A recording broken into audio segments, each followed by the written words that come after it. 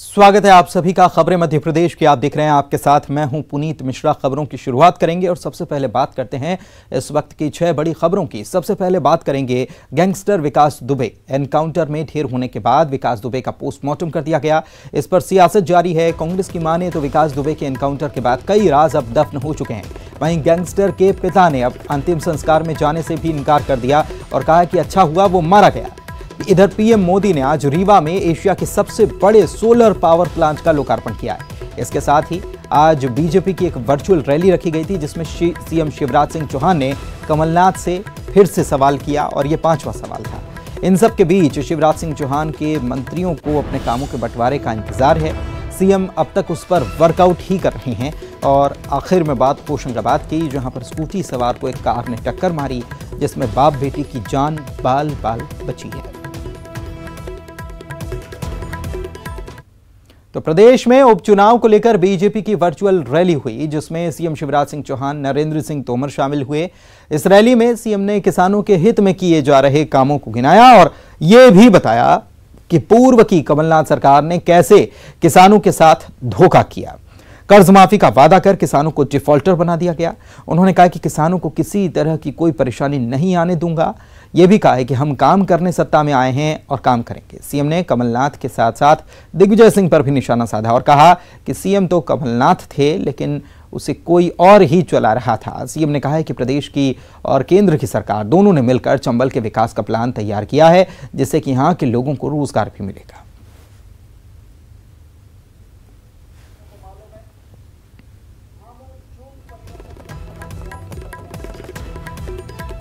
तो उपचुनाव को लेकर वर्चुअल रैलियां लगातार चल रही हैं और बीजेपी की तरफ से आज भी उपचुनाव की वर्चुअल जंग के तहत सीएम ने आज 5वां सवाल पूछा कमलनाथ से।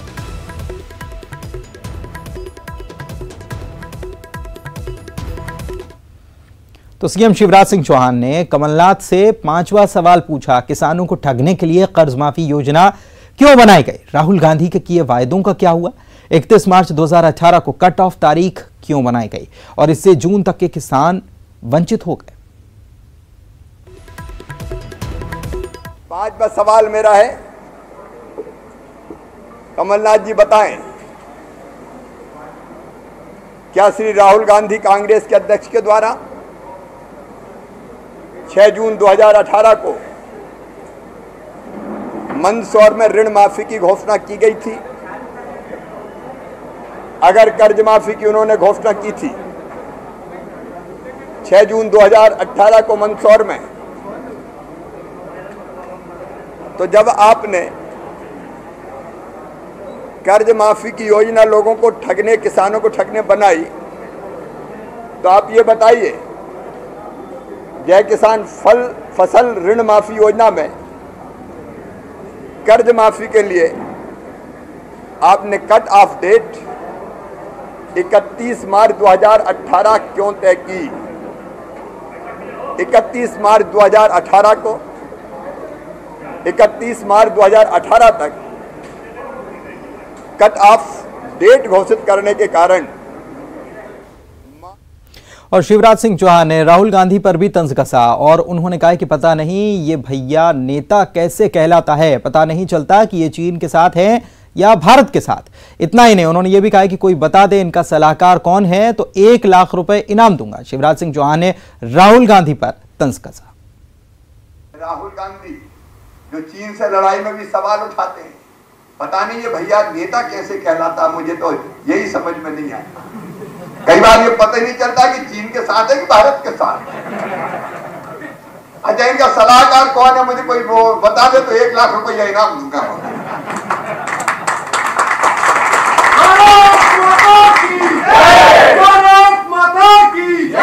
पता नहीं कौन भैया का ट्वीट लिख देता है, कई बार उसी में फंस जाते हैं। अब ये गजब की कांग्रेस को समझ में नहीं आता। कल एक अपराधी आ गया, पकड़ लिया, कहने लगेगी ये जो साजिश है, पकड़ लिया, बचा रहे होंगे, और वहां जाके ठुक गया तो कहने लगी इसमें भी साजिश है। बताइए कौन सी बात है? इधर सीएम शिवराज सिंह चौहान ग्वालियर चंबल का दौरा करने वाले हैं। सीएम शिवराज सिंह चौहान कल ग्वालियर मुरैना के दौरे पर जाएंगे और कोरोना की रोकथाम को लेकर वे मुरैना में बैठक करने वाले हैं। ग्वालियर चंबल में उपचुनाव भी होना है और उपचुनाव की सबसे ज्यादा सीटें 16 सीटें ग्वालियर चंबल संभाग में ही हैं और ऐसे में उनका ये दौरा काफी महत्वपूर्ण कहा जा सकता है। कल मुख्यमंत्री जा रहे हैं ग्वालियर चंबल के दौरे पर और यहां पर वे ग्वालियर और मुरैना के दौरे पर जाकर कोरोना रोकथाम को लेकर मंथन करने वाले हैं। मुरैना में बैठक करेंगे। ग्वालियर चंबल में उपचुनाव होना है और सबसे ज्यादा अगर 24 सीटों में से देखा जाए तो 16 सीटें ग्वालियर चंबल संभाग में ही हैं। आमूल परिवर्तन करने का प्रयास किया जा रहा है। पुलियों के बारे में हम सरकार में सत्ता के स्वर्ण शिखरों पर बैठने के लिए नहीं आए। कैसे प्रदेश का विकास हो और जनता का कल्याण हो, इसका प्रयास करने आए। हम भोपाल से बैठकर कर रहे हैं, लेकिन बीच में एक सत्यानाशी सरकार आ गई थी, जिसमें दिखता था मुख्यमंत्री एक, लेकिन पीछे से चलाता था कोई और। अब चलाने वाले का नाम नहीं लूंगा, नहीं तो स्नान करना पड़ेगा। वो पहले भी प्रदेश का मंडल ढाल कर चुके थे। 15 महीना मिले, 15 महीना में प्रदेश को तबाह कर दिया। तो हमारे भाई कमलेश जी ने विधायकी छोड़ी, जो सरकार का साथ छोड़ा, इसी को सरकार में केवल लूट मची हुई थी। झूठे वचन दिए, वादे किए, किसानों का 2 लाख तक का कर्जा माफ करेंगे, जो Chambal express way progress way Bharat सरकार ने स्वीकृत कर दिया, मध्य प्रदेश सरकार और भारत सरकार मिलकर बनाएगी।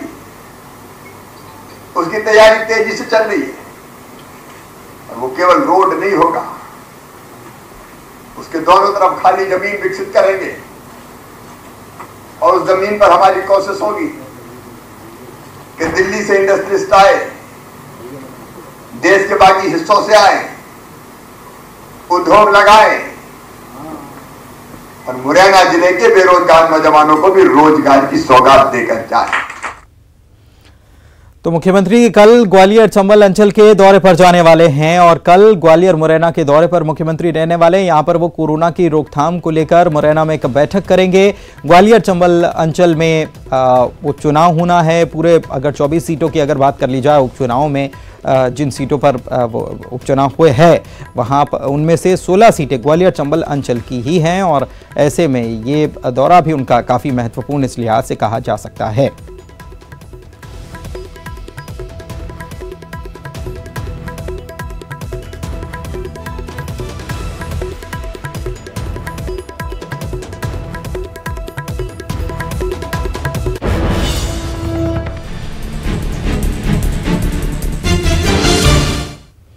और चलिए आगे बढ़ते हैं। प्रधानमंत्री नरेंद्र मोदी ने आज एशिया के सबसे बड़े सौर पावर प्लांट का लोकार्पण किया। ये सौर पावर प्लांट रीवा में है और इस सौर पावर प्लांट की क्षमता 750 मेगावाट बिजली उत्पादन की है। आपको बता दें कि इसी साल जनवरी में 750 मेगावाट की क्षमता के साथ यहां पर बिजली उत्पादन शुरू भी हो गया था, लेकिन प्रधानमंत्री मोदी से समय नहीं मिलने की वजह से इसका लोकार्पण नहीं हो पाया था। कार्यक्रम में प्रदेश की राज्यपाल आनंदीबेन पटेल, मुख्यमंत्री शिवराज सिंह चौहान, केंद्रीय मंत्री आर.के. सिंह, थावरचंद गहलोत, नरेंद्र सिंह तोमर भी मौजूद थे।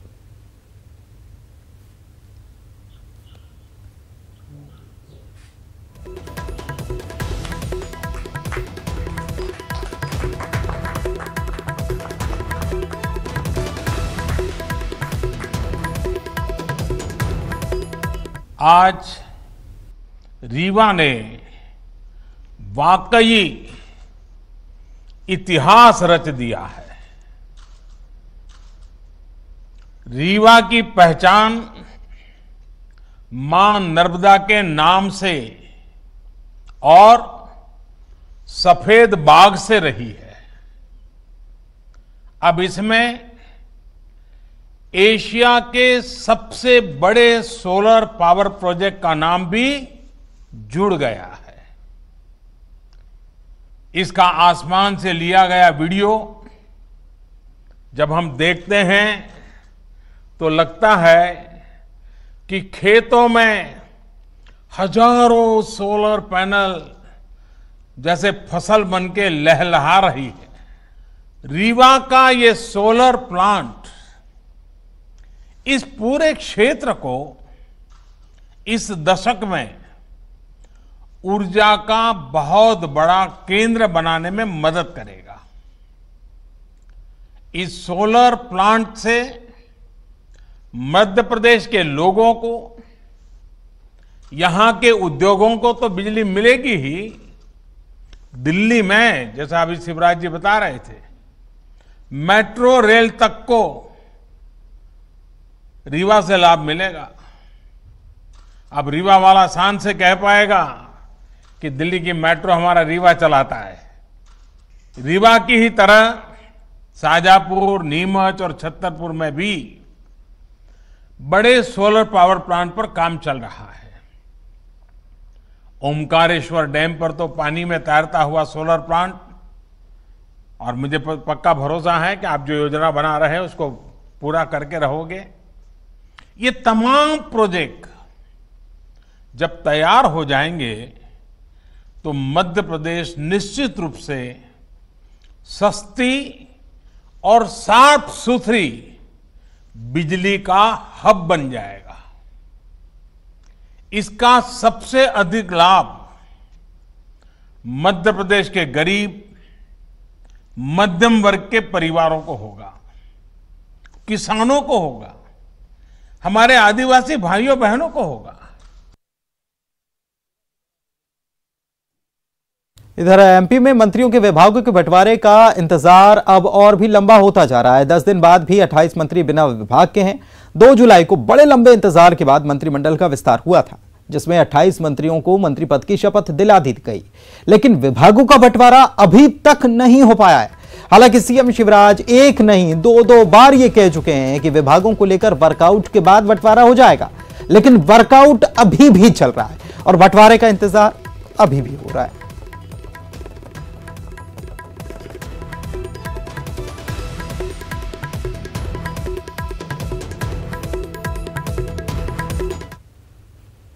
और विभागों के बंटवारे में हो रही देरी पर अब बीजेपी की सुर्खी से पूर्व विधायक पारुल साहू ने सोशल मीडिया पर पोस्ट किया और तंज कसा।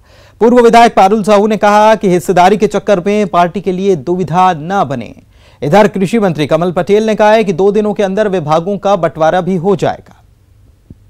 और मेरा एक ही मानना है, जो लोग भी अभी भारतीय जनता पार्टी में आए हैं उनको पर्याप्त सम्मान मिल रहा है, और मेरा ये मानना है भाजपा में आए सभी का स्वागत है।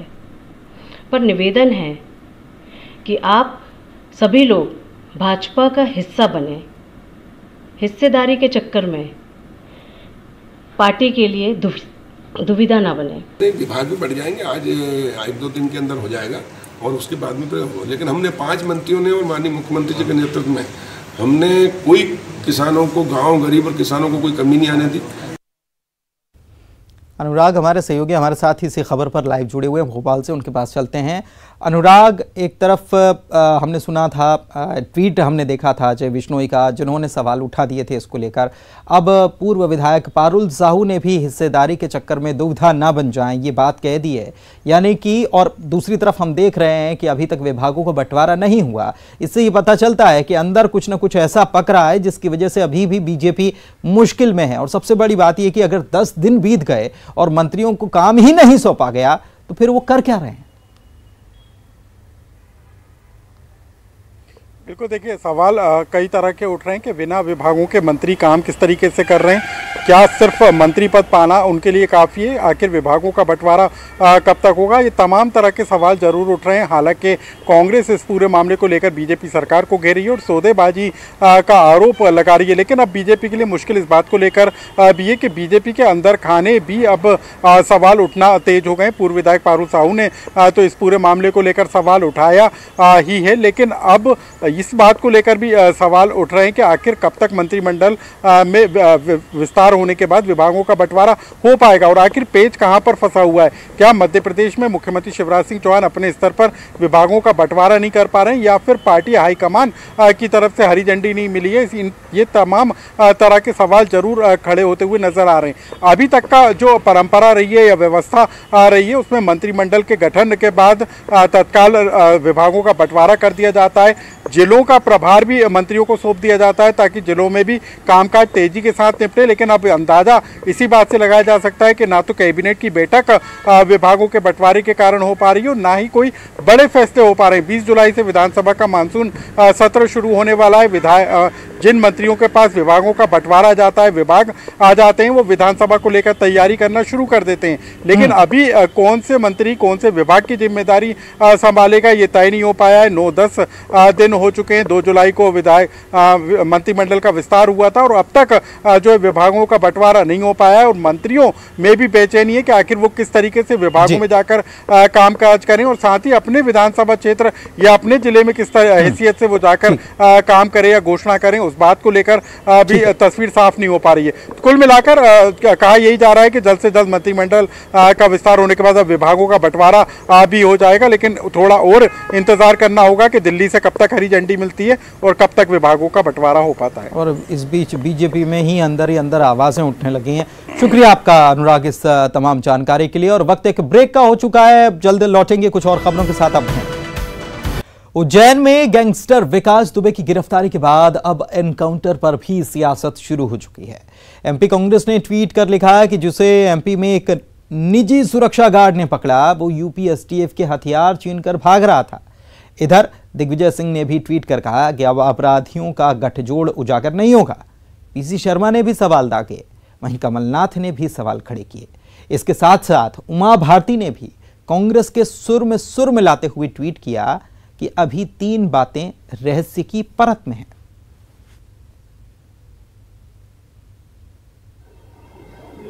जो जिसका एक आशंका थी वही हुआ।